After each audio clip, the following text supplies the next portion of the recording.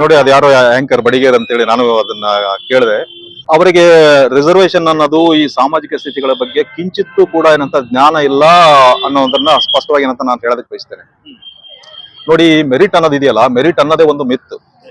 ಈಗ ಒಂದು ಸಣ್ಣ ಎಕ್ಸಾಂಪಲ್ ಕೊಡ್ತೀನಿ ನಿಮ್ಗೆ. ಜಸ್ಟಿಸ್ ನಾಗಮೋಹನ್ ದಾಸ್ ಅವರು, ಅವರ ವಿಡಿಯೋಗಳನ್ನ ನೋಡಿರ್ತೀರಿ ನೀವು. ಅವರು ತಮ್ಮ ಇಡೀ ಏನಂತಾರೆ ಎಜುಕೇಶನ್ ಮಾಡುವಂತ ಟೈಮಲ್ಲಿ ಹಲವಾರು ಬಾರಿ ಫೇಲ್ ಆಗಿದ್ದೀನಿ ಅಂತ ಹೇಳ್ತಾರೆ. ಅವರು ಫೇಲ್ ಆಗ್ತಾರೆ. ಅವರು PUC ನಲ್ಲಿ ಫೇಲ್ ಆಗ್ತಾರೆ, 10th ಅಲ್ಲಿ ಫೇಲ್ ಆಗ್ತಾರೆ, ಕಡಿಮೆ ಮಾರ್ಕ್ಸ್ ತಗೊಳ್ತಾರೆ, 35 ಮಾರ್ಕ್ಸ್ ತಗೊಳ್ತಾರೆ. ಈವನ್ ಲಾ ಮುಗಿಸಿದ ನಂತರ ಕೂಡ ಅವರ ಪರ್ಸೆಂಟೇಜ್ ಬಹಳ ಕಡಿಮೆ ಇರುತ್ತೆ. ಅಂತವರು ಇಲ್ಲಿ ಬಂದು ಸಾಮಾಜಿಕ ನ್ಯಾಯಕ್ಕಾಗಿ ಅವರ ಬುದ್ಧಿಮತ್ತೆಯನ್ನ ಬೆಳೆಸ್ಕೊಂಡು ಒಳ್ಳೆ ಒಳ್ಳೆ ಜಡ್ಜ್ಮೆಂಟ್ ಗಳನ್ನ ಕೊಟ್ಟರು. ಇವತ್ತು ಅವರನ್ನ ನಾವು ಒಂದು ಆದರ್ಶವಾಗಿ ಏನಂತಾರೆ ಈ ಸಮಾಜದಲ್ಲಿ ಕಾಣ್ತೇವೆ. ಪರ್ಸೆಂಟೇಜ್ಗೂ ಜ್ಞಾನಕ್ಕೂ ಸಾಮಾಜಿಕ ಕಳಕಳಿಗೂ ಏನಂತಾರೆ ಒಂದಕ್ಕೊಂದು ಸಂಬಂಧ ಇಲ್ಲ. ಅದನ್ನ ಬಿಟ್ಟು ನಾವು ಆಲೋಚನೆ ಮಾಡಬೇಕಾಗ್ತದೆ. ಅದೇ ನಿಟ್ಟಿನಲ್ಲಿ ರಿಸರ್ವೇಶನ್ ಪಾಲಿಸಿನನ್ನ ಬಾಬಾ ಸಾಹೇಬ್ ಅಂಬೇಡ್ಕರ್ ಅವರು ಸಂವಿಧಾನದಲ್ಲಿ ಅಳವಡಿಸಿದ್ದಾರೆ. ಈ ಮೆರಿಟ್ ಆಮೇಲೆ ಏನಂತಂದ್ರೆ ಈ ಬಡತನದ ಆಧಾರದ ಮೇಲೆ ಕೊಡ್ಬೇಕು ಅಂತ ವಿಚಾರನ ಹೇಳ್ತಾರಲ್ಲ, ಇಲ್ಲಿ ಬಹಳ ಎಷ್ಟು ಎಂತ ಗೊಂದಲ ಇದೆ. ಬಡತನದ ಆಧಾರದಿಂದ ಬಂದಂತವರು ಕೋಚಿಂಗ್ ಸೆಂಟರ್ಗಳಿಗೆ ಹೋಗಕ್ಕಾಗಲ್ಲ, ಒಳ್ಳೆ ಎಜುಕೇಶನ್ ತಗೊಳಕ್ಕಾಗಲ್ಲ, ಸ್ಟ್ರಗಲ್ ಮಾಡ್ತಾರೆ. ಅವ್ರಿಗೆ ಏನಂತಾರೆ ಮಾರ್ಕ್ಸ್ಗಳು ಕಡಿಮೆ ಬರುತ್ತೆ. ಈ ಮಾರ್ಕ್ಸ್ ಕಡಿಮೆ ಬಂದವರು ದುಡ್ಡಿದ್ದವರು, ಶ್ರೀಮಂತರು, ಶಕ್ತಿ ಇರುವಂತವ್ರ ಜೊತೆಗೆ ಹೇಗೆ ಕಾಂಪೀಟ್ ಮಾಡ್ತಾರೆ? ನಾಳೆ ನೀವು ಮೆರಿಟ್ ಅನ್ನ ಹೇಗೆ ಪರಿಗಣಿಸ್ತೀರಿ? ಇವ್ರ ಮಾರ್ಕ್ಸ್ ಕಡಿಮೆ ಇರುತ್ತೆ, ಆದ್ರೂ ಇವ್ರು ಕೆಲಸ ಕೊಡ್ಬೇಕು. ಅವಾಗ ಏನಂತ ಮೆರಿಟ್ ಎಲ್ಲ ಹೋಗುತ್ತೆ ನಿಮ್ದು? ಈ ಅರ್ಥನೇ ಇಲ್ಲ ಇದಕ್ಕೆ. ನೀವು ಜಾಸ್ತಿ ಮಾರ್ಕ್ಸ್ ಇರೋರು ಕೊಡ್ಬೇಕು ಅಂತಂದಾಗ ಏನಂತಂದ್ರೆ ಬಡವ್ರ ಬಗ್ಗೆ ಮಾತಾಡಕ್ಕಾಗಲ್ಲ. ಬಡವ್ರ ಬಗ್ಗೆ ಕೊಡ್ಬೇಕು ಅಂತಂದಾಗ ನೀವು ಮೆರಿಟ್ ಬಗ್ಗೆ ಮಾತಾಡಕ್ಕಾಗಲ್ಲ. ನಾನು ಹೇಳೋದು ನಿಮ್ಗೆ ಒಂದು ಕ್ಲಾರಿಟಿ ಸಿಗ್ತಾ ಇದೆ ಅಂತ ಅನ್ಕೊಳ್ತೀನಿ. ಮೆರಿಟ್ ಬಗ್ಗೆ ಮಾತಾಡಿದಾಗ ಏನಂತಾರೆ ನೀನ್ ಬಡತನದ ಬಗ್ಗೆ ಮಾತಾಡಕ್ಕಾಗಲ್ಲ, ಬಡತನದ ಬಗ್ಗೆ ಮಾತಾಡಿದ್ರೆ ನೀನ್ ಮೆರಿಟ್ ಮಾತಾಡಕ್ಕಾಗಲ್ಲ. ಈ ಎರಡನ್ನೂ ಮಿಕ್ಸ್ ಮಾಡಿ ಏನಂತಾರೆ ಗೊಂದಲ ಏನಂತಾರೆ ಸೃಷ್ಟಿ ಮಾಡಿದ್ದಾರೆ. ಇದಕ್ಕೆಲ್ಲದಕ್ಕೂ ಕೂಡ ಏನಂತಾರೆ ಬಹಳ ಸೈಂಟಿಫಿಕ್ ಆಗಿ, ಬಹಳ ವೈಜ್ಞಾನಿಕವಾಗಿ, ಬಹಳ ತರ್ಕಬದ್ಧವಾಗಿ 50% ರಿಸರ್ವೇಶನ್ ಏನು ಬಾಬಾ ಸಾಹೇಬ್ ಅಂಬೇಡ್ಕರ್ ಕೊಟ್ಟಿದ್ರಲ್ಲ ನಮಗೆ, ಅದನ್ನ ಸರಿಯಾದ ರೀತಿಯಲ್ಲಿ ಇಂಪ್ಲಿಮೆಂಟ್ ಮಾಡಿದ್ರೆ ಖಂಡಿತವಾಗ್ಲೂ ಸಮಾನತೆ ತರಕ್ ಸಾಧ್ಯ ಆಗುತ್ತೆ. ಆಮೇಲೆ ಇನ್ನೊಂದು ತಮ್ಮ ಪ್ರಶ್ನೆಗೆ ನಾನು ಹೇಳ್ಬೇಕಾಗ್ತದೆ ಸರ್. ರಿಸರ್ವೇಶನ್ ಅನ್ನೋದು it is not poverty alleviation program. ಬಡತನ ನಿರ್ಮೂಲನೆ ಮಾಡುವಂತ ಕಾರ್ಯಕ್ರಮ ಅಲ್ಲ ಅದು. ಆರ್ಥಿಕ ಆಧಾರಕ್ಕೆ ಸಂಬಂಧಪಟ್ಟದ್ದಲ್ಲ, ಅದು ರೆಪ್ರೆಸೆಂಟೇಷನ್. ಎಲ್ಲ ಒಂದೇ ನಿಮಿಷ ಸರ್, ಒಂದೇ ನಿಮಿಷ. ಅದು ರೆಪ್ರೆಸೆಂಟೇಷನ್. ನೋಡಿ, ಆರ್ಥಿಕ ಆಧಾರದ ಬಗ್ಗೆ ಮಾತಾಡೋದಾಯ್ತು ಅಂತಂದ್ರೆ, ಇವತ್ತು ನಾನು ಒಂದು ಹಂತಕ್ಕಿದ್ದೀನಿ, ನಾನು ಆರ್ಥಿಕವಾಗಿ ಅಂತ ಸದೃಢ ಆಗಿದ್ದೀನಿ. ನನ್ನ ಮಕ್ಕಳು ಯಾವ್ದು ಓದಿಲ್ಲ ಅಂತ ಅನ್ಕೊಳ್ಳೋಣ, ಅವ್ರು ಯಾವ್ದು ಸಶಕ್ತರಾಗಿದ್ದಿಲ್ಲ ಅಂತ ಅನ್ಕೊಳ್ಳೋಣ. ಇವತ್ತು ನಾನು ಆರ್ಥಿಕ ಕ್ರಿಮಿಲೇಯರ್ ಅಂತಾರಲ್ಲ, ಕ್ರಿಮಿಲೇಯರ್ ಮೇಲೆ ನಾನು ಬರ್ತೀನಿ. ಇವಾಗ ನಾಳೆ ನನಗೆ ಏನಾದ್ರೂ ಆಯ್ತು ಅಂತಂದ್ರೆ ನನ್ನ ಮಕ್ಕಳು ಕ್ರಿಮಿಲೇಯರ್ ಇಂದ ಕೆಳಗೆ ಹೋಗ್ತಾರೆ. ಅವಾಗ ಅವ್ರಿಗೆ ರಿಸರ್ವೇಶನ್ ಕೊಡ್ಬೇಕು, ಅವ್ರು ಕೊಡಬಾರ್ದು. ಆರ್ಥಿಕ ಆಧಾರ, ನಾಳೆ ಯಾವ್ದೋ ಒಂದು ಲಾಟ್ರಿ ಹೊಡಿತಂತ ನಾನು ಶ್ರೀಮಂತ ಆಗ್ಬಿಡ್ತೀನಿ, ಆರ್ಥಿಕ ಆಧಾರದಿಂದ ಹೊರಗಡೆ ಹೋಗ್ಬಿಡ್ತೀನಿ ನಾನು. ನಾಳೆ ಯಾವ್ದಾದ್ರು ನಾನು ಕುಡಿಯೋದಕ್ಕೋ ಮತ್ತೊಳಕ್ಕೆ ಏನಂತಾರೆ ನಾನು ಬಲಿಪಶು ಆದ್ರೆ ಅಂತ ಬಡವನಾಗ್ಬಿಡ್ತೀನಿ ನಾನು. ಬಡತನ ಶ್ರೀಮಂತಿಕೆ ಅನ್ನೋದು ನಂತರ ಆಯಾ ವ್ಯಕ್ತಿಗಳ ಮೇಲೆ ನಿಂತಿರುತ್ತೆ, ಅದು ಸಾಮಾಜಿಕ ನೆಲೆ ಮೇಲೆ ನಿಂತಿರಲ್ಲ. ಹಾಗಾಗಿನೇ ಆರ್ಥಿಕ ಆಧಾರದ ಮೇಲೆ ರಿಸರ್ವೇಶನ್ ಅನ್ನೋದು ಸಂವಿಧಾನದಲ್ಲಿ ಇರ್ಲಿಲ್ಲ. ದುರಂತ ಅಂತಂದ್ರೆ EWS ತಂದಿದ್ದಾರೆ. ಸೊ ಅದನ್ನ ಚಾಲೆಂಜ್ ಮಾಡಿದ್ರು ಕೂಡ ಮಾನ್ಯ ಸುಪ್ರೀಂ ಕೋರ್ಟ್ ಏನಂತಾರೆ ಅದನ್ನ ಎತ್ತಿ ಹಿಡಿದಿದೆ. ಹಾಗಾಗಿ ನಾನು ಹೇಳಿದೆ, ನಾನು ಈ ರಿಸರ್ವೇಶನ್ ಇರೋದಕ್ಕೋಸ್ಕರನೇ ಬಡತನದಿಂದ ಮೂಲೆಯಲ್ಲಿದ್ದಂಥವ್ರು, ಹಳ್ಳಿಲಿದ್ದಂಥವ್ರು ಏನಂದ್ರೆ ಇವತ್ತು ಸಿಟಿಗಳಲ್ಲಿ ಅಂತ ಇರ್ತಾರೆ. ಇವರೆಲ್ಲ ಅದೇ ಸಮುದಾಯದಿಂದ ಬಂದಂಥವ್ರು. ಈಗ ಇನ್ನೊಂದೇನಂತಾರೆ, ಒಂದು ನಿಮಿಷ, ನನ್ನ ಪ್ರಶ್ನೆ ನಿಮ್ಮ ಪ್ರಶ್ನೆ ಅರ್ಥ ಆಯ್ತು. ಈಗ ನಾನ್ ರಿಸರ್ವೇಶನ್ ತಗೊಂಡಿದ್ದೀನಿ, ನನ್ನ ಮಕ್ಕಳಿಗೆ ಯಾಕೆ ರಿಸರ್ವೇಶನ್ ಅಂತ ಅನ್ನೋದು ಬರುತ್ತೆ. ನೋಡಿ, ನಾನು ರಿಸರ್ವೇಶನ್ ಯಾವಾಗ ತಗೊಂಡಿದ್ದೆ ಅಂತಂದ್ರೆ, ನಾನು ಸ್ಕೂಲಲ್ಲಿ ಇದ್ದ ಸ್ಕಾಲರ್ಶಿಪ್ ತಗೊಂಡಿದ್ದೆ. ನಾನು ಹಾಸ್ಟೆಲ್ಗೆ ನಂತರ ಸೇರ್ಕೊಂಡಿದ್ದೆ, ನಾನು ಹಾಸ್ಟೆಲ್ ರಿಸರ್ವೇಶನ್ ತಗೊಂಡಿದ್ದೆ ನಾನು. ಅದಾದ ನಂತರ ನಾನು ಕ್ಲರ್ಕ್, ಇಂಜಿನಿಯರ್, ಡಾಕ್ಟರ್ ಏನಾಗ್ತೀನಿ ನಾನು. ನನ್ನ ಮಕ್ಕಳನ್ನು ನಾನು ಇವಾಗ ಸರ್ಕಾರಿ ಶಾಲೆಗೆ ನಂತರ ಸೇರ್ಸಲ್ಲ, ಅಲ್ಲಿಗೆ ನಾನು ರಿಸರ್ವೇಶನ್ ಬಿಡ್ತಾ ಇದ್ದೀನಿ. ನಾನು ಸ್ಕಾಲರ್ಶಿಪ್ ತಗೊಳ್ಳಲ್ಲ, ಅಲ್ಲಿಗೆ ರಿಸರ್ವೇಶನ್ ಬಿಡ್ತಾ ಇದ್ದೀನಿ ನಾನು. ನನ್ನ ಮಕ್ಕಳನ್ನ ನಂತರ ಸಣ್ಣ ಪುಟ್ಟ ಕೆಲಸಕ್ಕೆ ನಾನು ಸೇರ್ಸಲ್ಲ, ಅಲ್ಲಿಗೆ ನಾನು ರಿಸರ್ವೇಶನ್ ಬಿಡ್ತಾ ಇದ್ದೀನಿ. ಯಾವ ಹಂತಕ್ಕೆ ನೀವು ಹೋಗಿರ್ತೀರೋ ಅದಕ್ಕಿಂತ ನಿಮ್ಮ ಮಕ್ಕಳನ್ನ ನೀವು ಮೇಲೆ ಕಳ್ಸಕ್ ಬಯಸ್ತೀರಿ ಹೊರತು ಏನಂತಾರೆ ಅದರಿಂದ ಕೆಳಗೆ ಕಳ್ಸಕ್ ಬಯಸಲ್ಲ. ಯಾವ IAS ಆಫೀಸರ್ಸ್ ಮಕ್ಕಳು ಕೂಡ ಅಂತಾರೆ ಕ್ಲರ್ಕ್ ಆಗಕ್ ಹೋಗಲ್ಲ ಅವರು, ಅಥವಾ ಅಂತ ಸಣ್ಣ ಪುಟ್ಟ ಕೆಲಸಕ್ಕೆ ಸೇರ್ಕೊಳ್ಳಲ್ಲ. ಅವರು ಅವರ ಲೆವೆಲ್ಗೆ ಹೋಗ್ತಾರೆ ಹೊರತು ಅದಕ್ಕಿಂತ ಮೇಲೆ ಹೋಗ್ತಾರೆ ಹೊರತು ಬಿಸ್ನೆಸ್ ಮಾಡ್ತಾರೆ, ಮತ್ತೊಂದು ಮಾಡ್ತಾರೆ ಹೊರತು ಈ ರಿಸರ್ವೇಶನ್ ಬರುತ್ತೆ. ಹಾಗಾಗಿ ಯಾರು ಆರ್ಥಿಕವಾಗಿ ಮುಂದುವರಿತಾರೋ ಆಟೋಮೆಟಿಕಲಿ ಅವ್ರು ಏನಂತಾರೆ ಆ ರಿಸರ್ವೇಶನ್ ಅನ್ನ ಬಿಟ್ಕೊಡ್ತಾರೆ. ಈ ತಪ್ಪು ಕಲ್ಪನೆ ಏನಂತಾರೆ ಏನಿದೆಯಲ್ಲ ಬಹಳ ಸ್ಪಷ್ಟವಾಗಿ ಏನಂತಾರೆ ಅರ್ಥ ಮಾಡ್ಕೋಬೇಕಾಗುತ್ತೆ ಸಮಾಜ. ಈಗ ನಾವು ತಗೊಳ್ತಾ ಇದ್ದೀವಿ ರಿಸರ್ವೇಶನ್ ಇಲ್ಲ, ರಿಸರ್ವೇಶನ್ ತಗೊಳ್ಳಲ್ಲ ನಾವು. ನಮ್ಮ ಮಕ್ಕಳಿಗೆ ನಾವು ತಗೊಳ್ತೀವ? ಇಲ್ಲ. ದೊಡ್ಡ ದೊಡ್ಡ ಜಾತಿ ಅಂತ ಅನ್ಕೊಳಿಸ್ತಾರೋ ಅವರೆಲ್ಲ ತಮ್ಮ ಮುಂದೆ ಅಂತಾರೆ ಹೆಸರು ಹಾಕೊಂಡ್ಬಿಡ್ತಾರೆ. ಅವರು ಗೌಡ ಅಂತ ಹಾಕೊಳ್ತಾರೆ, ಶೆಟ್ಟಿ ಅಂತ ಹಾಕೊಳ್ತಾರೆ, ಕುಲಕರ್ಣಿ ಅಂತ ಹಾಕೊಳ್ತಾರೆ, ಸೊ ಶಾಸ್ತ್ರಿ ಅಂತ ಹಾಕೊಳ್ತಾರೆ, ಮತ್ತೊಂದು ಹಾಕೊಳ್ತಾರೆ. ಈ ಕೆಳ ಸಮುದಾಯ ಬರ್ತಾರಲ್ಲ, ಬರ್ತಾ ಇದ್ದಂಗೆ ಏನಂತಾರೆ ಅವ್ರು ತಮ್ಮ ಜಾತಿಯನ್ನ ಮುಚ್ಚಿಡಕ್ ಹೋಗ್ತಾರೆ. ಸೊ ಈ ಜಾತಿಯ ಬಾಲ ಕಟ್ಕೊಳ್ಳೋದಿದೆಯಲ್ಲ, ಅದು ಬಹಳ ದೊಡ್ಡ ಜಾತೀಯತೆ. ಯಾಕೆಂತಂದ್ರೆ ನಿಮ್ಮ ಇಂಟರ್ವ್ಯೂಗಳಲ್ಲಿ ಹೋದಾಗ ಜಾತಿ ಹೇಳಲೇಬೇಕಾಗಿಲ್ಲ, ನೀವು ನಿಮ್ಮ ಸರ್ನೇಮ್ ನೋಡ್ತಾ ಇದ್ದಂಗೆ ಜಾತಿ ಗೊತ್ತಾಗ್ಬಿಡುತ್ತೆ. ಅಂದ್ರೆ ಮನೆ ಒಳಗಡೆ ಜಾತಿ ಇರಬೇಕು ಅಂತಂದ್ರೆ ಮನೆ ಹೊರಗಡೆ ಜಾತಿ ತರಬಾರ್ದು ಅಂತಂದ್ರೆ ಹೆಸರಿನ ಮುಂದೆ ಜಾತಿಗೆ ಹಾಕಬಾರ್ದು. ಹೆಸರಿನ ಮುಂದೆ ಜಾತಿ ಹಾಕೊಂಡ್ರಿ ಅಂತಂದ್ರೆ ನಾಮಫಲಕಗಳಲ್ಲಿ ಬ್ರಾಹ್ಮಣರ ತಿಂಡಿ ಟಿಫಿನ್ ಸೆಂಟರ್ ಅಂತ ಇರುತ್ತೆ, ಜಾತಿ ಅಲ್ಲದೆ ಮತ್ತಿನ್ನೇನು ಅದು. ಗೌಡ್ರ ಮುದ್ದೆ ಹೋಟ್ಲು ಅಂತ ಇರುತ್ತೆ, ಊಟ ತಿನ್ನಕ್ ಹೋಗಲ್ಲ. ಇದು ನಾವು ಮನೆ ಒಳಗಡೆ ಇಡಬೇಕು ಅಂತ ಮಾತು ಹೇಳಿದ್ರಲ್ಲ, ಅದು ಸತ್ಯ 100% ಆಗ್ಬೇಕು ಅಂತಂದ್ರೆ ಈ ಬಾಲಗಳನ್ನು ಫಸ್ಟ್ ಕಟ್ ಮಾಡ್ಬೇಕು. ಎಲ್ಲೂ ಕೂಡ ಜಾತಿಯ ಪ್ರದರ್ಶನ ಮಾಡಬಾರ್ದು ಅಂತಂದ್ರೆ ಜಾತಿ ಸೂಚಕ ಹೆಸರುಗಳೇನಿದ್ದಾವೆ, ನಾಮಫಲಕಗಳಿರ್ಬೋದು, ಹೆಸರಿನ ಮುಂದಿನ ಜಾತಿ ಇರ್ಬೋದು, ಅದನ್ನ ಯಾವ್ದು ರಿಸರ್ವೇಶನ್ ಅನ್ನೋದು ಕೇವಲ ಇರೋದು ಸರ್ಕಾರಿ ನೌಕರಿಗಳಲ್ಲಿ ಮಾತ್ರ. ಪ್ರೈವೇಟ್ ಸೆಕ್ಟರ್ ಅಲ್ಲಿ ಇಲ್ಲ, ಇಂಡಸ್ಟ್ರಿಯಲ್ ಸೆಕ್ಟರ್ ಅಲ್ಲಿ ಇಲ್ಲ, ಹಾಸ್ಪಿಟಾಲಿಟಿ ಸೆಕ್ಟರ್ ಅಲ್ಲಿ ಇಲ್ಲ, ಯಾವ ಬೇರೆ ಸೆಕ್ಟರ್ ಅಲ್ಲಿ ಕೂಡ ಅಂತಾರೆ ರಿಸರ್ವೇಶನ್ ಇಲ್ಲ. ರಿಸರ್ವೇಶನ್ ಇರೋದು ಕೇವಲ ಸರ್ಕಾರಿ ನೌಕರಿಗಳಲ್ಲಿ ಮಾತ್ರ. ಸರ್ಕಾರಿ ಎಂಪ್ಲಾಯ್ಮೆಂಟ್ ಎಷ್ಟಿದೆ ಅಂತಂದ್ರೆ ದೇಶದಲ್ಲಿ ಲೆಕ್ಕ ಹಾಕಿದ್ರೆ, ಇವನ್ ಗೂಗಲ್ ಕೂಡ ಸರ್ಚ್ ಮಾಡಿದ್ರೆ ಗೊತ್ತಾಗ್ಬಿಡುತ್ತೆ, 2-2.5% ಮಾತ್ರ.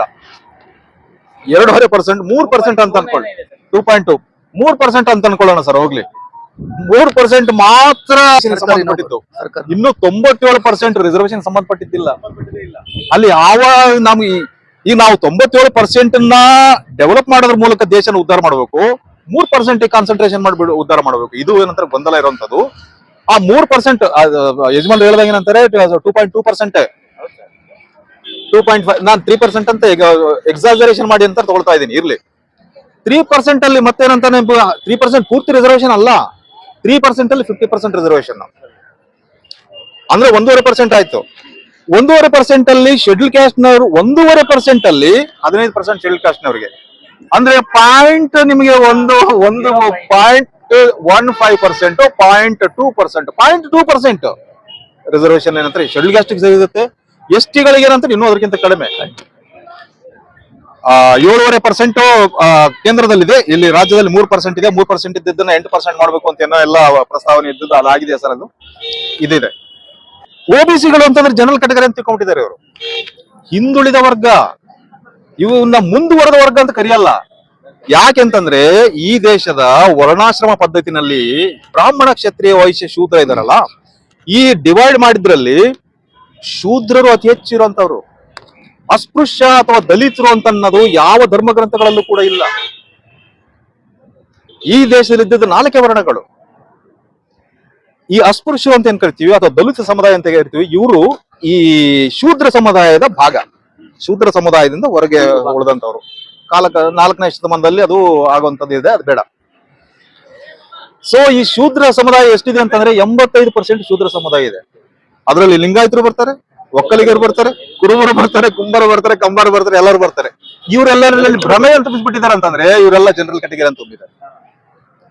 OBCಗಳು ಇರುವಂತದ್ದು ಸುಮಾರು 60% OBCಗಳಿದ್ದಾರೆ, 20% ಶೆಡ್ಯೂಲ್ಡ್ ಕ್ಯಾಸ್ಟ್ ಇದ್ದಾರೆ. ಶೆಡ್ಯೂಲ್ಡ್ ಟ್ರೈಬ್ಸ್ ಸುಮಾರು 15% ಇದ್ದಾರೆ, 10% ಇದ್ದಾರೆ, 15% ಇದ್ದಾರೆ. ಶೆಡ್ಯೂಲ್ಡ್ ಟ್ರೈಬ್ಸ್ಗಳು ಜಾತಿ ಅಲ್ಲ ಸರ್, ಸಂವಿಧಾನದ ಪ್ರಕಾರ, ಕಾನೂನಿನ ಪ್ರಕಾರ ಅದು ಜಾತಿ ಅಲ್ಲ. ಯಾಕಂದ್ರೆ ಜಾತಿಯ ಸಿಸ್ಟಮ್ ಇಂದ ಹೊರಗಿರುವಂತ ಸಮುದಾಯ ಅವರು. ಟ್ರೈಬಲ್ಸ್ ಅಂತ ಏನ್ ಕರಿತೀವಿ ನಾವು, ಜಾತಿಯ ವ್ಯಾಪ್ತಿ ಒಳಗಡೆ ಬರೋದೇ ಇಲ್ಲ ಅವರು, ಜಾತಿ ವ್ಯಾಪ್ತಿಯಿಂದ ಹೊರಗಿದ್ದಂತವ್ರು, ಅವ್ರನ್ನ ಜಾತಿ ಅಂತ ಕರೆಯಲ್ಲ, ಹಾಗಾಗಿ ಟ್ರೈಬ್ಸ್ ಅಂತ ಕರೆಯಂತಾರೆ. ಸೊ ಇದು ಏನಂತಾರೆ ಇರುವಂತ ಏನು ಸ್ಟ್ರಕ್ಚರ್ ಇದೆಯಲ್ಲ, ಈ ರಾಜಕಾರಣಕ್ಕಾಗಿ, ಸಾಮಾಜಿಕ ಕಾರಣಕ್ಕಾಗಿ ಇಡೀ ದೇಶವನ್ನ ಏನಂತಾರೆ ಹಾಳು ಮಾಡಿ ಇಟ್ಬಿಟ್ಟಿದ್ದಾರೆ. ಎಲ್ಲ ವೈಜ್ಞಾನಿಕವಾಗಿ ಚಿಂತನೆ ಮಾಡಿಸ್ತಾ ಇಲ್ಲ, ವೈಜ್ಞಾನಿಕವಾಗಿ ಸರ್ಕಾರಗಳು ಕೂಡ ಏನಂತಾರೆ ಜನರಿಗೆ ಎಜುಕೇಶನ್ ಕೊಡ್ತಾ ಇಲ್ಲ, ಯಾರಿಗೂ ಬೇಕಾಗಿಲ್ಲ. ರಿಸರ್ವೇಶನ್ ಅನ್ನೋದು ಬಹಳ ದೊಡ್ಡ ಇಶ್ಯೂ ಅಂತ ಅನ್ನೋಂತರ ಏನಂತಾರೆ ಏನು ಹೇಳ್ತಾರಲ್ಲ, ಇದು ರಿಸರ್ವೇಶನ್ ತಗೊಂಡವರೇ ತಗೊಳ್ತಾರೆ ಅಂತ ಅನ್ನೋದು ಸಾಹೇಬ್ರು ಹೇಳಿದಾರಲ್ಲ. ನೋಡಿ, ನಾನು ಆಗ್ಲೇ ಹೇಳಿದೆ, ಒಬ್ಬ ವ್ಯಕ್ತಿ IAS ಆಯ್ತು ಅಂತಂದ್ರೆ ಆ IAS ಆದಂತ ವ್ಯಕ್ತಿ ನೋಡಿ ಯಜಮಾನ್ರೆ, IAS ಮಾಡಿದಂತ ವ್ಯಕ್ತಿ ಸ್ಕೂಲಲ್ಲಿ ಇದ್ದಾಗ ಹಾಸ್ಟೆಲ್ ಸೇರ್ಕೊಂಡಿರ್ತಾನೆ, ರಿಸರ್ವೇಶನ್ ತಗೊಂಡಿರ್ತಾನೆ, ಸ್ಕಾಲರ್ಶಿಪ್ ತಗೊಂಡಿರ್ತಾನೆ. IAS ಆದಂತ ವ್ಯಕ್ತಿ ಅವನ ಮಕ್ಕಳನ್ನ ರಿಸರ್ವೇಶನ್ ಒಂದ್ ನಿಮಿಷ ರೀ, IAS ಆದಂತ ವ್ಯಕ್ತಿ ಹಾಸ್ಟೆಲ್ ಸೇರಿಸ್ತಾನೆ ಮಕ್ಕಳನ್ನ, ಇಲ್ಲ ಸೇರ್ಸಲ್ಲ, ಅವಾಗ ಸೇರ್ಸಲ್ಲ. IAS ಆದಂತ ವ್ಯಕ್ತಿ ತನ್ನ ಮಗನ್ನ ಕ್ಲರ್ಕ್ ಆಗ್ಲಿ ಅಂತ ಬಯಸ್ತಾನ, IAS ಆದಂತ ವ್ಯಕ್ತಿ ತನ್ನ ಸಣ್ಣ ಪುಟ್ಟ ಕೆಲಸಕ್ಕೆ ಅಂದ್ರೆ ಆ ವ್ಯಕ್ತಿ ತನ್ನ ಮಗನನ್ನ ಅಂತ ಅಲ್ಲಿಂದ ದೂರ ಇಡ್ತಾ ಇದ್ದಾನೆ. ಆ ವ್ಯಕ್ತಿ ರಿಸರ್ವೇಶನ್ ಬಿಡ್ತಾ ಇದ್ದಾನೆ.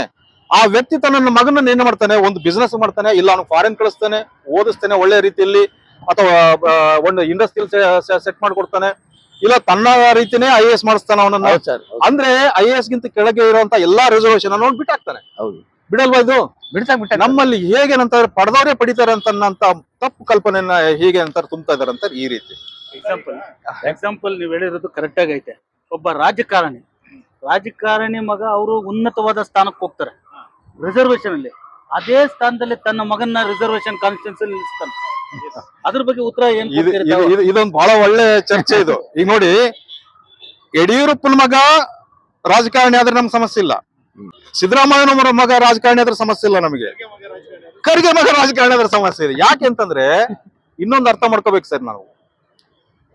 ರಿಸರ್ವೇಶನ್, ಪೊಲಿಟಿಕಲ್ ರಿಸರ್ವೇಶನ್ ಇದೆಯಲ್ಲ, ಪೊಲಿಟಿಕಲ್ ರಿಸರ್ವೇಶನ್ ಶೆಡ್ಯೂಲ್ ಕಾಸ್ಟ್ ಮತ್ತು ಶೆಡ್ಯೂಲ್ ಟ್ರೈಬ್ಸ್ ಗಳಿಗೆ MLA ಮತ್ತು MP ನಲ್ಲಿ ಇದೆ. ಹೌದು ಹೌದು ನೀವು ಜಿಲ್ಲಾ ಪಂಚಾಯತ್ ತಾಲೂಕ್ ಪಂಚಾಯತ್ ಅಲ್ಲಿ ಹೋದ್ರಲ್ಲಿ ಯಾರ್ಯಾರಿಗೆ ರಿಸರ್ವೇಶನ್ ಇದೆ? ಇಲ್ಲ ಎಲ್ಲರಿಗೂ ಇದೆ. ಮಹಿಳಾ ರಿಸರ್ವೇಶನ್ ಕೂಡ ಇದೆ, ಎಲ್ರಿಗೂ ಇದೆ, OBC ಗಳಿಗೆ ಇದೆ, ಎಲ್ಲ ಇದೆ. ಅಲ್ಲಿ ರಿಸರ್ವೇಶನ್ ಎಲ್ಲ ಪೊಲಿಟಿಕಲ್ ರಿಸರ್ವೇಶನ್. ಇಲ್ಲಿ ಮಾತ್ರ ತಗೊಂಡ್ರೆ ಇಲ್ಲಿ ನಾವು ಮಾತ್ರ ತಗೊಳ್ಳೋದು. 51 ಸ್ಥಾನಗಳೇನು ಬರ್ತಾವೆ ಎಲ್ಲ ಸೇರಿದ್ರೆ ಯಾರಿಗೆ? ಶೆಡ್ಯೂಲ್ ಕಾಸ್ಟ್ ಮತ್ತು ಶೆಡ್ಯೂಲ್ ಟ್ರೈಬ್ಸ್ಗೆ 51 ಸ್ಥಾನದಲ್ಲಿ ಇವ್ರಿಗೆ ಕೊಡ್ಲೇಬೇಕು ನಾವು. ಕೊಡ್ಲೇಬೇಕು. ಯಾಕಂದ್ರೆ ಅಲ್ಲಿ ನೀವು ಬೇರೆಯವ್ರಿಗೆ ಏನಂತ ಕೊಡಕ್ಕಾಗಲ್ಲ. ಕೊಡೋಕ್ ಸಾಧ್ಯನೇ ಇಲ್ಲ. ಈಗ ಕರಿಗೇನ್ ಮಗ ಅಥವಾ ಕರಿಗೆ ಹಾ. ಕಂಟೆಸ್ಟ್ ಮಾಡ್ಬೇಕಂತಂದ್ರೆ ಶೆಡ್ಯೂಲ್ ಕಾಸ್ಟ್ ಇದ್ರಲ್ಲಿ ಕಂಟೆಸ್ಟ್ ಮಾಡ್ಬೇಕು, ಬೇರೆ ಕಡೆ ಕಂಟೆಸ್ಟ್ ಮಾಡ್ಬೇಕು. ಜನರಲ್ಲೇ ಮಾಡ್ಬೋದು. ಜನರಲ್ ಮಾಡ್ಬೇಕು ಅಂತಂದಾಗ ಏನಾಗುತ್ತೆ ಅಂತಂದ್ರೆ ಕಾಂಗ್ರೆಸ್ ಪಕ್ಷ ಅಂತ ಎಕ್ಸಾಂಪಲ್ ತಗೊಳ್ಳೋಣ ನಾವು. 51 ಸ್ಥಾನಗಳು ಆಲ್ರೆಡಿ ಶೆಡ್ಯೂಲ್ ಕಾಸ್ಟ್ ಕೊಡ್ಬೇಕು ಅವ್ರು, ಶೆಡ್ಯೂಲ್ ಕಾಸ್ಟ್ ಕೊಟ್ಟಿದೆ. ಟ್ರೈಬ್ಸ್ಗೆ. ಆಲ್ರೆಡಿ ಆಮೇಲೆ ಇವರೆಲ್ಲ ಏನಂತಾರೆ ಬೆಳೆದಂತ ರಾಜಕಾರಣಿ ಇರ್ತಾರಲ್ಲ, ಇವ್ರಿಗೂ ಕೊಡ್ಬೇಕು ಅಂತಂದ್ರೆ ಇವರಿಗೆ ಸುಮಾರು ಒಂದು 100-150 ಸೀಟ್ ಇವ್ರಿಗೆ ಕೊಡ್ಬೇಕಾಗುತ್ತೆ. ಬೇರೆಯವ್ರು ಸುಮ್ನೆ ಇರ್ತಾರ? ಬೇರೆಯವ್ರು ಸುಮ್ನೆ ಇರ್ತಾರ? ಸುಮ್ನೆ ಇರಲ್ಲ. ಹಾಗಾಗಿ ಏನಂತಂದ್ರೆ ಆ ಶೆಡ್ಯೂಲ್ಡ್ ಕಾಸ್ಟ್ ಅಥವಾ ಶೆಡ್ಯೂಲ್ಡ್ ಟ್ರೈಬ್ಸ್ ಅಲ್ಲಿ ಇರೋಂತವ್ರು ಅದೇ ಕ್ಷೇತ್ರಗಳಲ್ಲಿ ಕಾಂಟೆಸ್ಟ್ ಮಾಡೋಕಾಗುತ್ತೆ. ಅದು ಒಂದು ಎಂಪ್ಲಾಯ್ಮೆಂಟ್ ಅಲ್ಲ. ಅಲ್ಲಿ ಏನಂತಾರೆ ಒಬ್ಬ ರಾಜಕಾರಣಿ ಬೆಳೆದ್ನು ಅಂತಂದ್ರೆ ಆ ಬೆಳಿತಾ ಬೆಳಿತಾ ನಾಲೆಡ್ಜ್ ಪಡೆದಿರ್ತಾನಲ್ಲ ಅವನು, ಆದ್ರೆ ಅವನು ಮತ್ತೆ ಸಮಾಜಕ್ಕೆ ಉಪಯೋಗ ಆಗ್ತಾನೆ. ಇವಾಗ ಅದೇನಂದ್ರೆ ಎಂಪ್ಲಾಯ್ಮೆಂಟ್ ಅಂತಂದ್ರೆ ಅವನನ್ನ ಸೇರಿಸಿ ಇನ್ನೊಬ್ಬರನ್ನ ಸೇರ್ಸಕ್ಕಾಗುತ್ತಾ ನಾವು? ಆಗಲ್ಲ. ಆಮೇಲೆ ಇನ್ನೊಂದೇನಂತ ಬಹಳ ಇಂಪಾರ್ಟೆಂಟ್ ಈ ಪೊಲಿಟಿಕಲ್ ಇದರಲ್ಲಿ, ಜನರು ಆರಿಸ್ತಾರೆ ಅವನನ್ನ. ಅದು ಸೆಲೆಕ್ಷನ್ ಅಲ್ಲ, ಎಲೆಕ್ಷನ್. Elected body.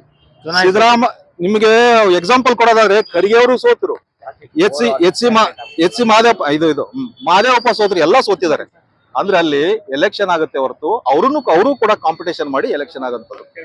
ಇವೆಲ್ಲ ತಪ್ಪು ಕಲ್ಪನೆಗಳೆಲ್ಲ. ಒಂದಿಷ್ಟೆಲ್ಲ ಕಡಿಮೆ ಆಗಿದೆ, ಕಡಿಮೆ ಆಗಿಲ್ಲ ಅಂತ ಹೇಳ್ತಾ ಇಲ್ಲ. ಈಗ ನೋಡಿ ಬಹಳ ಆಗಿದೆ ಸರ್. ಕಡಿಮೆ ಹೇಗಾಗಿದೆ ಅಂತಂದ್ರೆ ಕೆಲವೊಂದು ಅನಿವಾರ್ಯತೆಗಳಿಗೆ ನಂತರ ಸೃಷ್ಟಿಯಾಗಿರೋಂಥದ್ದು. ನಾವು ಬಸ್ಸಲ್ಲಿ ಹೋಗ್ಬೇಕಂದ್ರೆ ನಮಗೋಸ್ಕರ ಸಪರೇಟ್ ಆಗಿ ಬಸ್ ಬಿಡಲ್ಲ ಅನ್ನೋ ಕಾರಣಕ್ಕಾಗಿ ಜೊತೆ ಕುತ್ಕೊಳ್ತೀವಿ ನಾವು. ಕೋರ್ಟ್ ಅಲ್ಲಿ ಏನಂತಾರೆ ಬೇರೆ ಬೇರೆ ಕೋರ್ಟ್ಗಳು ಇರಲ್ಲ ಅನ್ನೋ ಕಾರಣಕ್ಕಾಗಿ ಒಂದೇ ಕಡೆ ಹೋಗ್ತೀವಿ ನಾವು. ಕೋರ್ಟ್ ಅಲ್ಲಿ ಬಂದಾಗ ಏನಂತಾರೆ ಎಲ್ಲರಿಗೂ ಬೇರೆ ಬೇರೆ ಏನಂತಾರೆ ಅಲ್ಲಿ ಸ್ಥಾನ ಇಲ್ಲ ಅನ್ನೋ ಕಾರಣಕ್ಕಾಗಿ ಒಂದೇ ಕಡೆ ಹೋಗ್ತೀವಿ ನಾವು.